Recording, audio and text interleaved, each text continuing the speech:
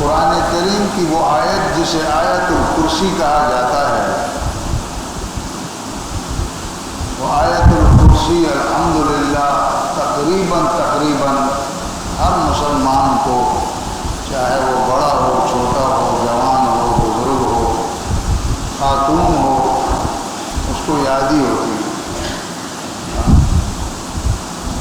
تو اس مناسبت سے میں نے کہا آپ کو جس طرح آیت الکرسی یاد ہے، اگر اس کا معنی اور مفہوم بھی آپ کے ذہن میں آ جائے تو پھر آپ کو مزید اس کا اندازہ ہو جائے گا کہ یہ کتنی طاقتور آیت ہے۔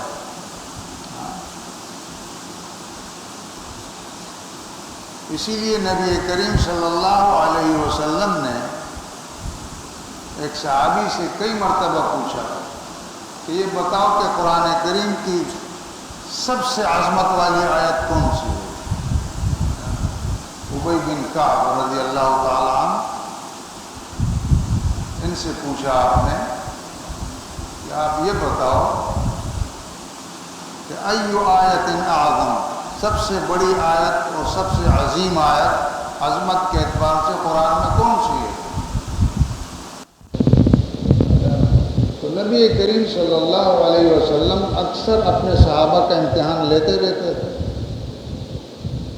تو ابی بن کعب رضی اللہ عنہ نے جواب میں عرض کیا کہ یا رسول اللہ، میرے علم کے مطابق تو آیت الکرسی ہے۔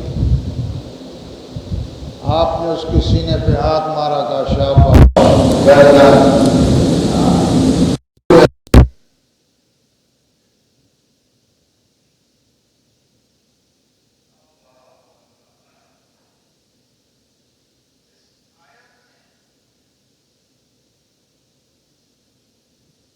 آیت میں کلمہ طیبہ اور توحید کو پیش کیا ہے دعوے کے طور پر۔ اللہ لا الہ الا اللہ، الا ہو کا مطلب الا اللہ، ہاں ضمیر اللہ کی طرف لوٹ رہی ہے۔ تو یہ دعویٰ پیش کیا ہے اللہ نے کہ اللہ کے سوا کوئی الہ نہیں، کوئی معبود نہیں، اللہ کے سوا کوئی حاجت روا نہیں، کوئی مشکل کشا نہیں، اللہ کے سوا کوئی داتا نہیں، اللہ کے سوا کوئی موت و حیات پر قادر نہیں۔ اللہ اکیلا سچا معبود، سچے پکار کے لائق وہی اللہ۔ دلیل کیا ہے؟ فرمایا الحی، پہلی دلیل الحی، دلیل یہ ہے کہ اللہ زندہ ہے، زندہ تھا، زندہ ہے اور زندہ رہے گا۔ حی اللہ کی صفت ہے، صفت موصوف یہ لازم ملزوم ہے، صفت موصوف سے جدا نہیں ہوتی ہے۔ اس کے ما سوا ساری کائنات کو فنا ہے، ساری کائنات کو بلند آواز سے فنا ہے۔ کل من علیہا فان، سب فانی ہے، ختم ہونے کے لیے آئے ہیں۔ وَيَبْقَى وَجْهُ رَبِّكَ ذُو الْجَلَالِ وَالْإِكْرَامِ، ایک ہی ذات ہے جو زندہ تھی، زندہ ہے اور زندہ رہے گی۔ اسی طرح فرمایا كُلُّ نَفْسٍ ذَائِقَةُ الْمَوْتِ، ہر نفس کو موت کا مزہ چکھنا ہے۔ بس اللہ ایسا ہے جو اس کے پاس موت آ ہی نہیں سکتی، تو اس لیے یہ بات سزاوار ہے کہ اللہ ہی معبود ہے اور اللہ ہی پکارے جانے کے لائق ہے۔ دوسری دلیل دی کہ القیوم، القیوم وہ صرف یہ نہیں کہ زندہ ہے، بلکہ زندہ ہونے کے ساتھ ساتھ ساری کائنات کو بھی تھامنے والا ہے، قائم رکھنے والا ہے، خود بھی قائم اور کائنات کو بھی قائم کرنے والا ہے۔ رکوع بھی کرتا ہے، سجدے بھی کرتا ہے، رکوع بھی کرتا ہے، سجدے بھی کرتا ہے. بڑا عجیب ہے یہ انسان. جنازہ پڑھتے ہو آپ؟ جنازہ پڑھتے ہو تو جنازے میں رکوع بھی کرتے ہیں؟ بولو. سجدہ، رکوع اور سجدہ ہوتا ہے جنازے میں. کیوں؟ اس لیے کہ سامنے میت ہے بھائی. سامنے کون ہے؟ میت کو سجدے زمین سے 4 فٹ اوپر ہے، اس کو سجدہ نہیں ہوتا ہے. اسی کو 4 فٹ دفنا کے پھر سجدے شروع ہو جاتے ہیں. ہاں، پھر سجدہ بھی جائز ہو جاتا ہے، رکوع بھی جائز ہو جاتا ہے. نہیں سمجھ آ رہی بات؟ ہاں، اللہ اللہ. انسان نہیں ماننے کے لیے تیار ہے.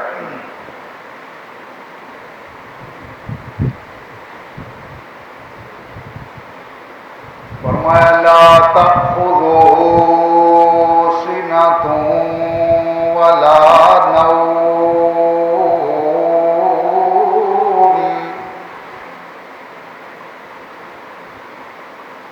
لا تأخذه سنة ولا نوم.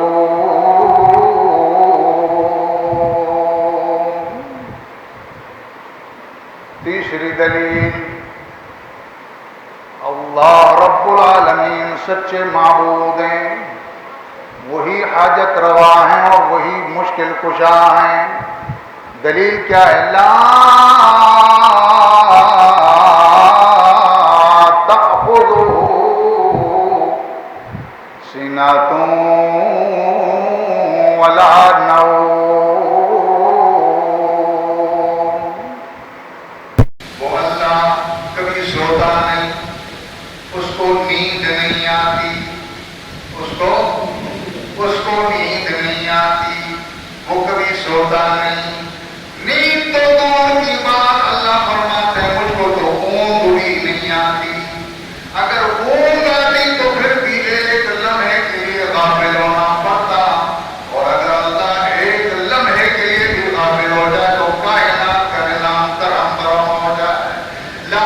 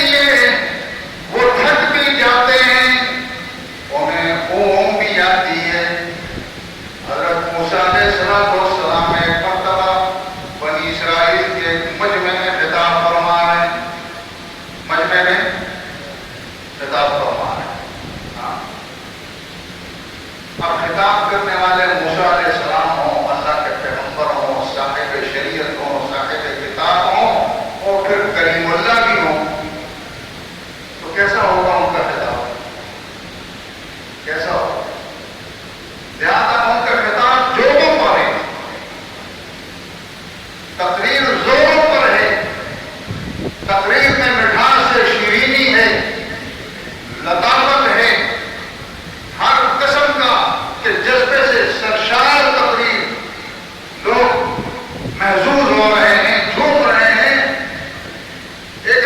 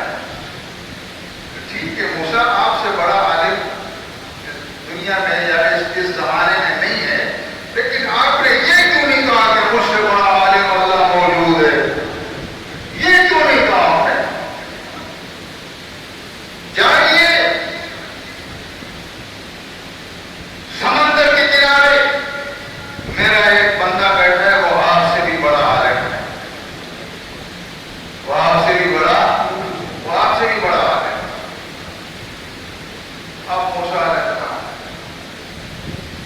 دل میں شوق پیدا ہو گیا کہ مجھ سے بھی بڑا عالم موجود ہے میرے زمانے میں، یا اللہ اس کا مجھے ایڈریس چاہیے، مجھے پتہ چاہیے، میں جاؤں گا ان کے پاس، ان کی خدمت میں حاضر ہونا چاہتا ہوں۔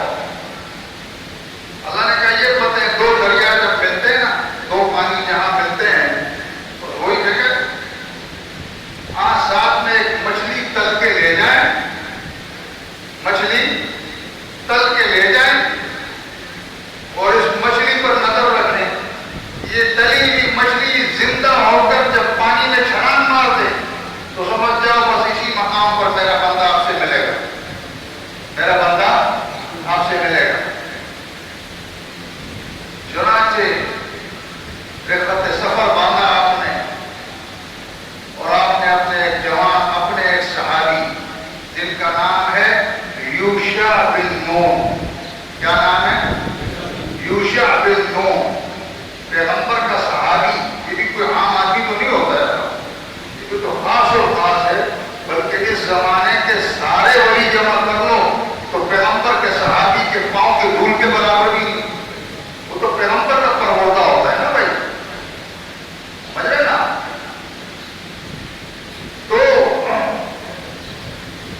یوشع بن نون ان کو کہا بھائی چلو سفر پہ چلتے، کہا بالکل چلتے، سفر پر روانہ ہو گئے۔ توجہ کیجیے گا،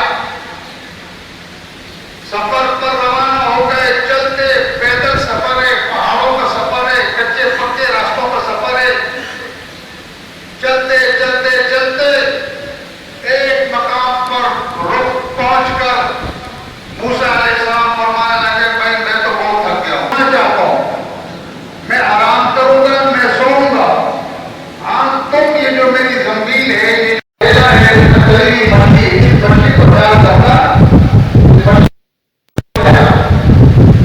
جو آخر ہے یوشع بن نون نے کہا حضرت آپ بہتر ہو جائیں، آپ سو جائیں، آپ آرام کریں، فکر نہ کریں، میں ہوں آپ کا بھلا، میں اس کو ڈاکٹر کروں گا، اس کو لے جاؤں گا۔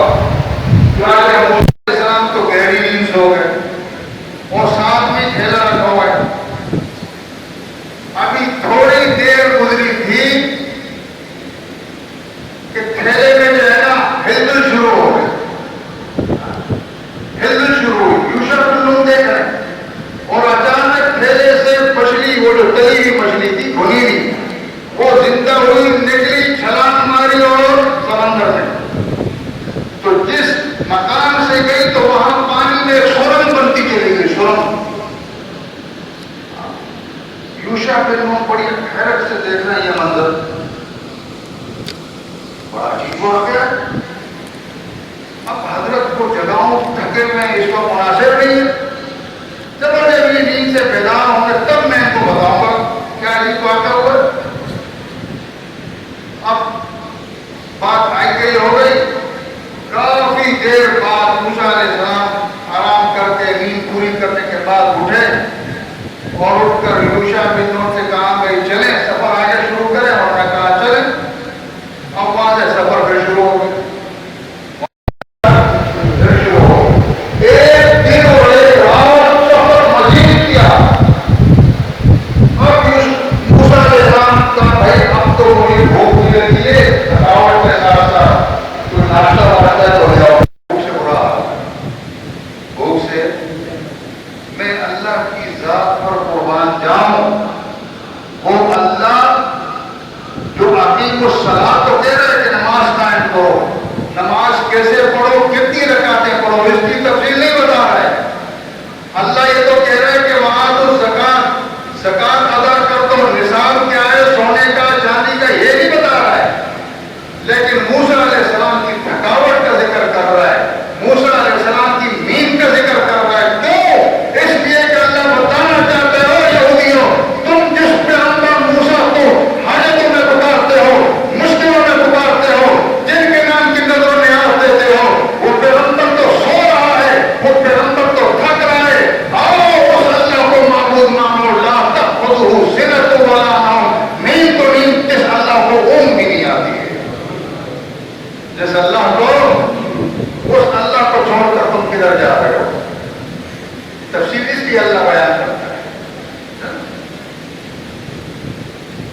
اللہ اکبر. ہاں جی کوئی ناشتہ لیا بھائی, بہت تھکاوٹ ہو گئی. اب وہ جب پھیری کی طرف توجہ ہوئی تو خیال آیا عائشہ بن ارے حضرت غلطی ہو گئی.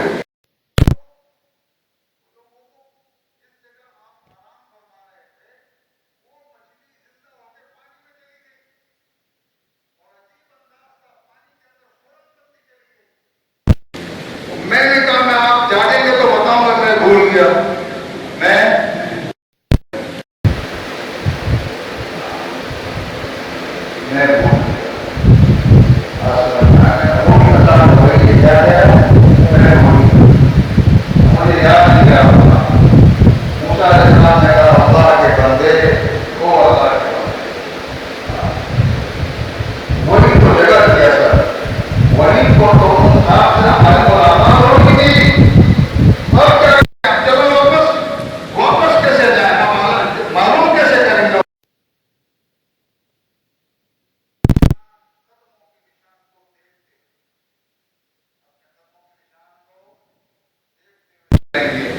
چنانچہ موسیٰ علیہ السلام اور یوشع اپنے نشان کو دیکھتے ہوئے واپس اس جگہ پر پہنچے.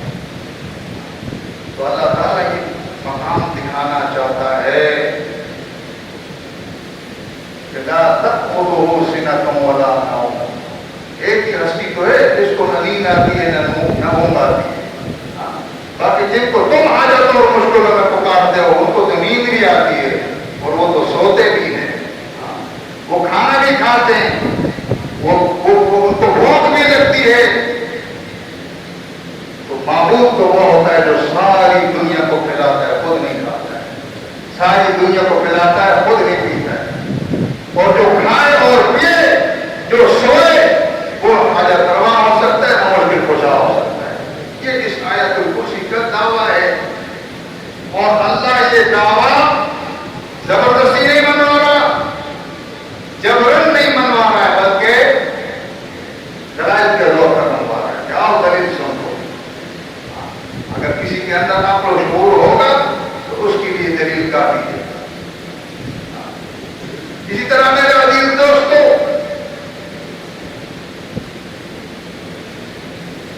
ایک زمانہ ہے, اس زمانے میں دقیانوس نامی بادشاہ ہوا کرتا تھا. دقیانوس وہ کافر تھا, مشرک تھا, اور اپنے عقیدے کو زبردستی منواتا بھی تھا. جو نہیں مانتا تو اس کو قتل بھی کرواتا تھا. اس کو جاسوسوں نے خبر دی کہ چند نوجوان ہیں جو ہمارے عقائد کے خلاف چل رہے ہیں.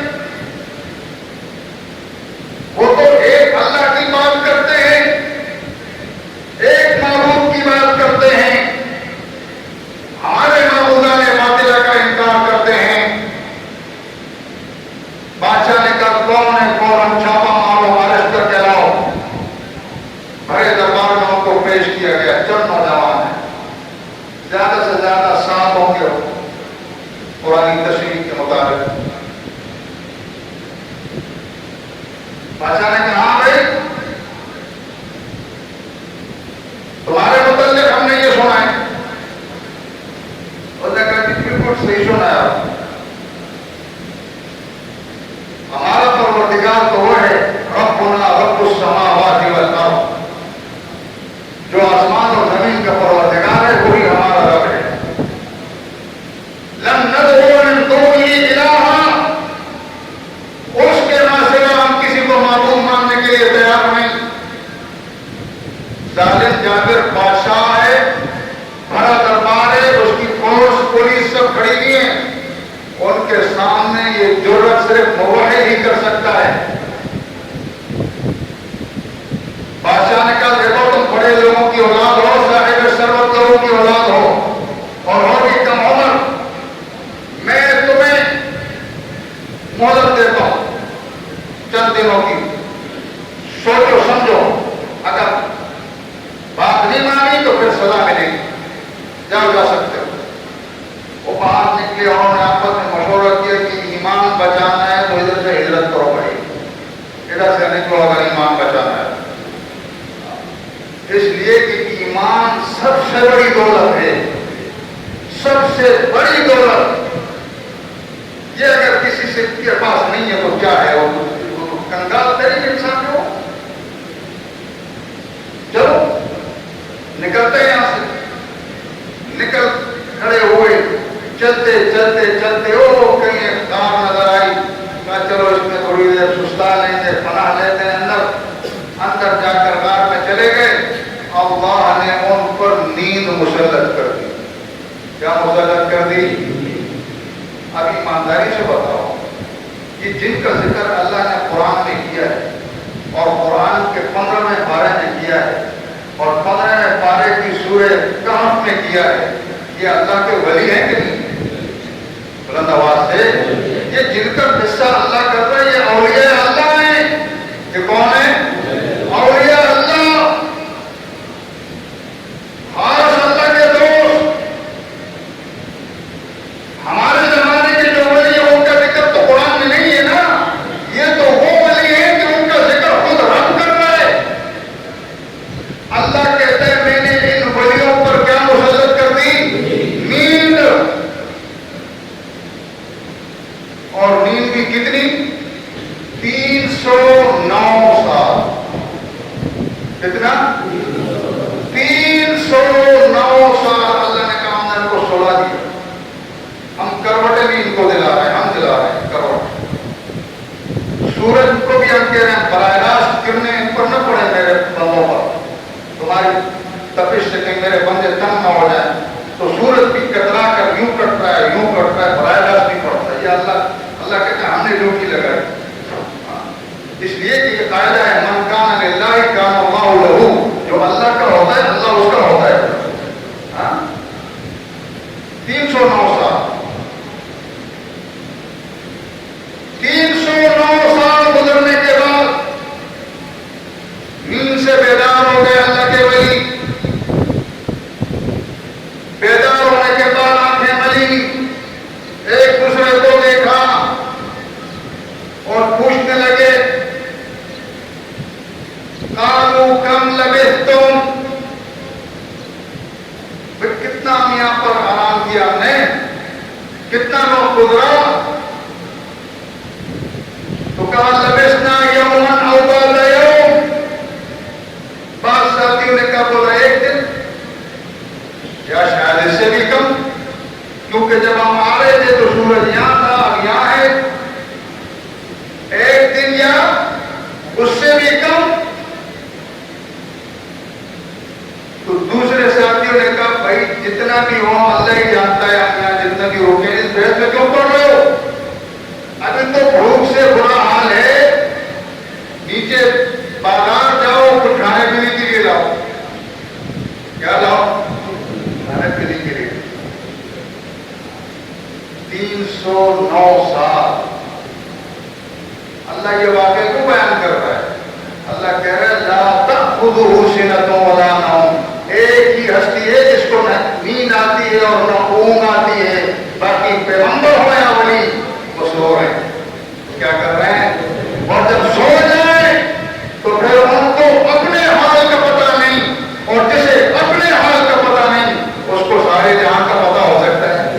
جی سارے جہاں کا پتہ ہو سکتا ہے، ایمانداری سے بتاؤ۔ اللہ اللہ، لیکن جتنی لوگ ہیں دلائل بھی دیے جا رہے ہیں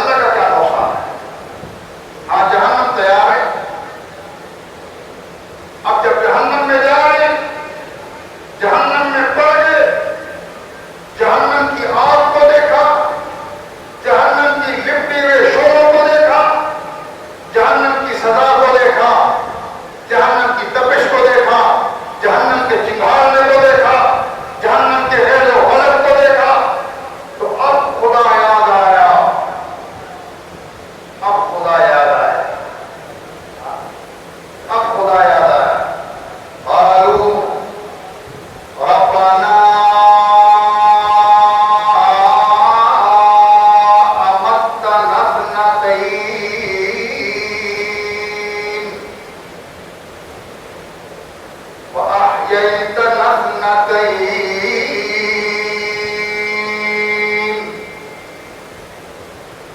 فاعترفنا بذنوبنا.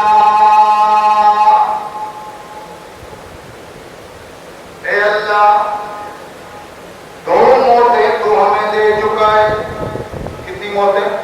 دو موتیں. دو زندگیاں بھی دے چکا ہے.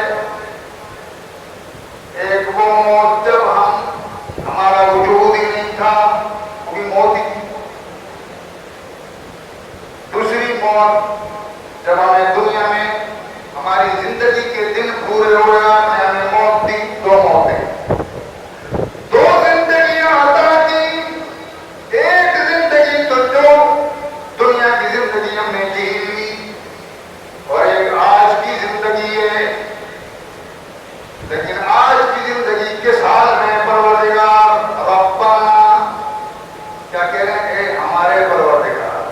ہاں اب ہم آپ سے ایک سوال کر رہے ہیں جی.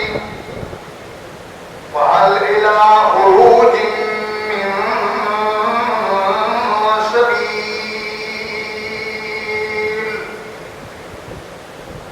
فَهَلْ إِلَىٰ خُرُوجٍ مِّن سَبِيلٍ.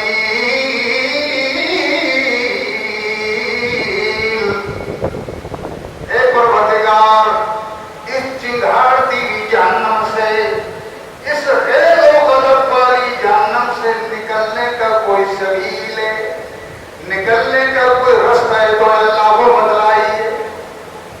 نکلنے کا کوئی رستہ ہے تو وہ بتائیے. ظاہر ہے کہ یہ تمنا ہی ہوگی، یہ آرزو وہ آرزو ہے جو کبھی پوری نہیں ہو سکتی. یہ وہ تمنا ہے کہ کبھی پوری نہیں ہو سکتی. ربما یود الذین کفروا لو کانوا مسلمین. اس وقت تو کافر یہ آرزو کریں گے، یہ تمنا کریں گے کہ کاش ہم موحد ہوتے، کاش ہم نے توحید کو مان لیا ہوتا، کاش ہم اللہ کے پیغمبروں کے تابعدار ہوتے. لیکن ان آرزوؤں کا کوئی فائدہ نہیں، ان پچھتاووں کا کوئی فائدہ نہیں. اس لیے کہ اللہ فرمانے ذالکم بأنہ اذا دعی اللہ وحدہ کفرتم. دعی اللہ وحدہ کفرتم. یہ جو تمہیں جہنم میں ڈالا گیا ہے، یہ جو تمہیں سزا دی جا رہی ہے، کیوں دی جا رہی ہے؟ جب تم سے کہا جاتا، جب تمہیں دعوت دی جاتی، جب تمہیں بلایا جاتا اذا دعی اللہ وحدہ، آؤ نا اللہ اکیلے کی طرف، آؤ نا سچا معبود جو اکیلا ہے اللہ اکیلے کی طرف جب تمہیں دعوت دی جاتی، کفرتم تم کیا کرتے؟ انکار کرتے. کفرتم تم کفر کرتے، تم ماننے کے لیے تیار نہیں. وَإِذَا دُعِيَ اللَّهُ وَحْدَهُ.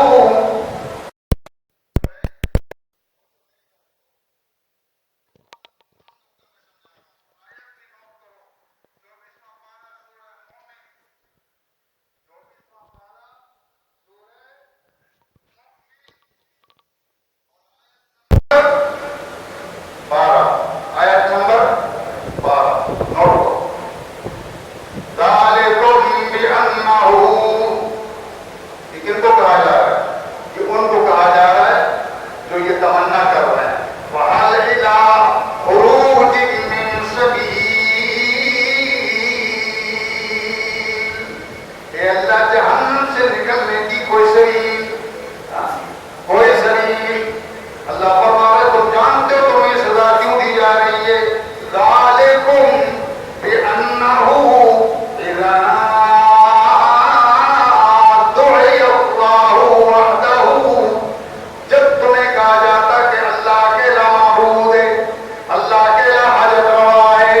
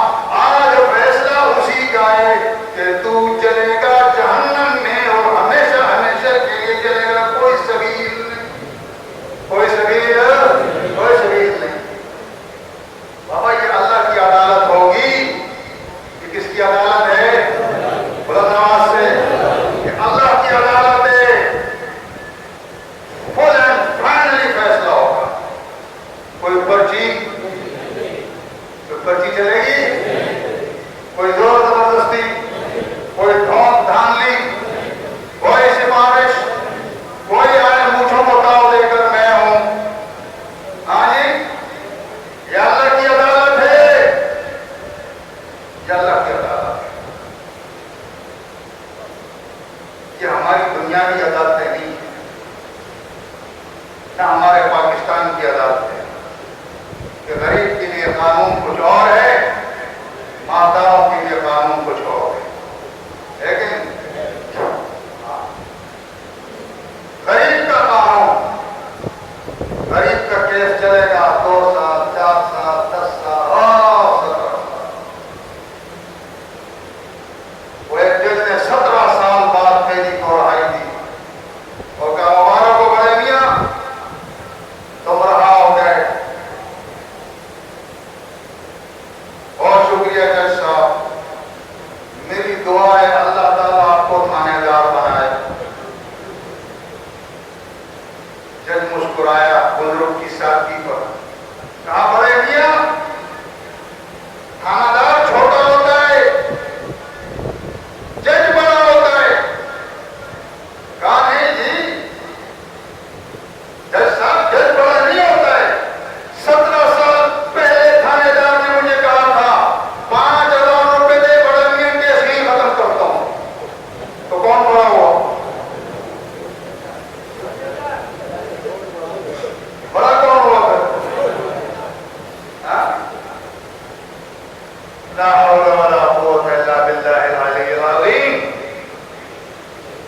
میرے دوستو، جب زمین پر عدالت ختم ہو جائے، انصاف ختم ہو جائے، اس زمین کو زیادہ دیر اللہ قائم نہیں رکھتا ہے، اس زمین کو اللہ زیادہ دیر قائم نہیں رکھتا ہے۔ یہ تو چھوٹی موٹی مصیبتیں، کورونا شرونا، یہ تو اس لیے ہے کہ اللہ کہہ رہا ہے قبلہ درست کر، سیدھا ہو، سیدھا ہو۔ خدا کی قسم کھا کے کہتا ہوں تم نے اپنے رب کی قدر نہیں کی۔ آج انڈیا میں ہندو قوم اور ہندو پولیس مساجد میں مسلمانوں کی منتیں کر رہے ہیں۔ پہلے مار مار کے نکالتے تھے، یاد ہے؟ مار مار کے نکالتے تھے، نکلو بند کرو، تمہاری وجہ سے کورونا پھیل رہا ہے۔ اب ان کو بھی یقین آ گیا کہ ہمارے بت میرا مٹی کا ڈھیر ہے، ان سے کچھ نہیں ہونا ہے۔ آج وردی میں خدا کی قسم میں نے خود ویڈیو میں دیکھا، پولیس والے منتیں کر رہے ہیں مسلمانوں کو کہ ہمیں پتہ ہے مسلمانوں تمہارا خدا تمہاری دعاؤں کو رد نہیں کرتا ہے، اللہ کو راضی کر لو، ہمارے لیے بھی مانگ لو، اس وبا سے جان چھڑاؤ۔ اور ہندوؤں کو یقین آ گیا تمہارے خدا پر، اور مسلمانوں تمہیں پتہ نہیں کب یقین آئے گا، تمہیں اپنے اللہ پر کب یقین آئے گا، تم کب سیدھے ہو جاؤ گے، تم کب اپنا قبلہ درست کرو گے؟ 70 سال سے زائد اس پاکستان کے بنے ہوئے ہو گئے، آج بھی لوگ ضروریاتی زندگی کی جو اشیاء ہوتی ہیں ان کے لیے ترستے ہیں، پینے کے لیے پانی، صاف پانی میسر نہیں، غریب کے سر پر چھت نہیں، روزگار نہیں، عدالتوں میں انصاف نہیں، تھانوں میں انصاف نہیں، دفتروں میں راشی بیٹھے ہوئے ہیں۔ کیا کریں، کدھر جائیں؟ یاد رکھو جب انسان تن آ جاتا ہے، کوئی اس کو راستہ نہیں ملتا ہے، پھر وہ اعلان کرتا ہے اور اللہ کے سامنے دامن پھیلاتا ہے، اللہ ربی انی مغلوب فانتصر فانتقم، اے اللہ میں تو مغلوب ہو گیا ہوں، میں تیری اس دنیا میں نہیں چل سکتا ہوں، تو ہی دنیا کو سنبھال، تو ہی سنبھال لے، میری مدد کر۔ پھر خدا کی قسم اللہ آتا ہے پھر زمین پر، ایسا آتا ہے کہ اینٹ سے اینٹ بجا دیتا ہے۔ تو تم کس بات کا انتظار کر رہے ہو؟ تو اس کورونا یہ فائنل نہیں ہے، اللہ کہتا ہے سیدھے ہو جاؤ، ورنہ اس سے بھی بڑی آفتیں تمہارے لیے تیار ہیں، سیدھے ہو جاؤ، اللہ کہتا ہے۔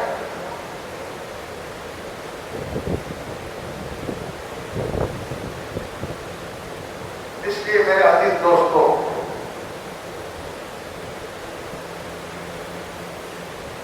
رکھو. ایمان یہ مومن کا سب سے بڑا ہتھیار اور دولت ہے.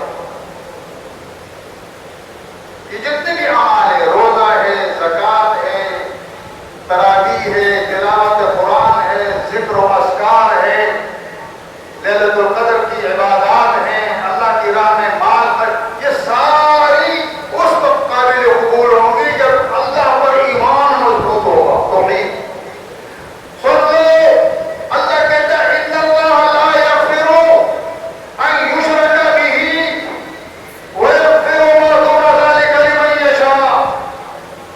میں اللہ بڑا غفور رحیم ہوں، میں تمہارے بڑے سے بڑا گناہ معاف کر دوں گا، لیکن اگر تم نے میری ذات اور صفات میں شریک ٹھہرایا، مجھے اپنے اللہ ہونے کی قسم ہے یہ میں معاف نہیں کروں گا، یہ میں معاف ہوں. اس لیے میں تو خود کو یہ میری کوشش ہوتی ہے، اے لوگوں خدا کے لیے اپنا ایمان اور توحید پر قائم اور قائم رہو، شرک اور بدعت سے باز رہو. آج مولوی سارے کام تو کر رہے، سیاست پر بات کرتا ہے، حکومتوں کی بدعنوانیوں پر تو بات کرتا ہے، قصے تو بیان کرتا ہے، کہانیاں تو بیان کرتا ہے، خدا کی توحید نہیں سنا رہا ہے. کیا ہو علماء سے نہیں بتا رہے، جبکہ اشد ترین ضرورت ظہر الفساد فی البر والبحر بما کسبت ایدی الناس. اللہ کہتا ہے کائنات میں فتنہ اور فساد برپا ہو چکا ہے، سمندر بھی محفوظ نہیں، خشکیاں بھی محفوظ نہیں. قل سیروا فی الارض، جاؤ زمین میں گھومو پھرو. اس سے پہلے جن کو اللہ نے سوا ہستی سے بچایا ہے، فانظروا کیف، قل سیروا فی الارض، زمین میں گھومو پھرو. فانظروا کیف کان عاقبۃ الذین من قبل، اس سے پہلے لوگوں کا انجام کیا ہوا ہے اور کس بنا پر ہوا ہے. کانوا اکثرهم مشرکین، کانوا اکثرهم، اکثریت ان میں کون تھے؟ بلند آواز سے مشرک تھے. اللہ نے ان کو ملیا میٹ کر دیا. مولویوں تمہاری زبانیں کیوں گم ہیں؟ تم اس مسئلے کو کیوں واضح نہیں کرتے؟ جبکہ اللہ کی رضامندی کا دار و مدار اسی مسئلے پر ہے، اسی مسئلے پر ہے. فرمایا افا بہذا الحدیث انتم مدہنون وتجعلون رزقکم انکم تکذبون.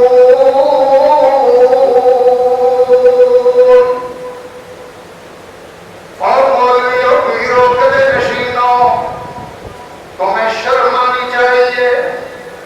تنزیل من رب العالمین، یہ کتاب،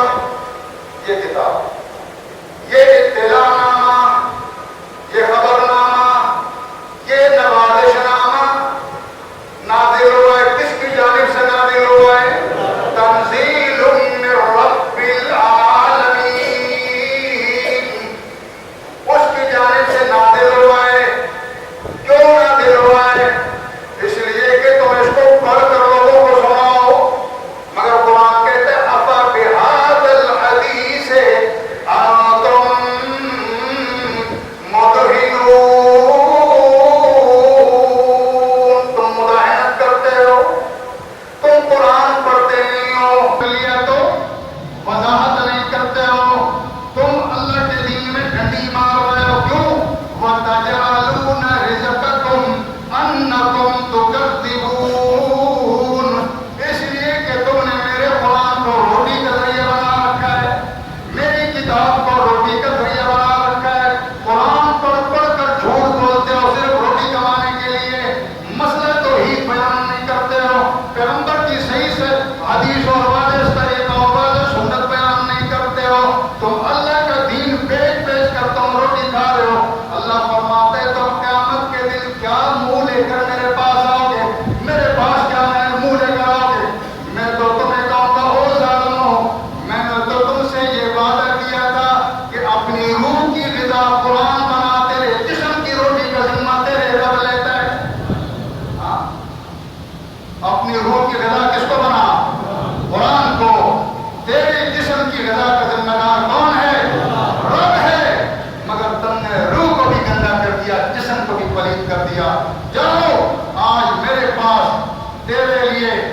جہنم کی سوا اور کوئی ٹھکانہ نہیں. واخر دعوانا الحمدللہ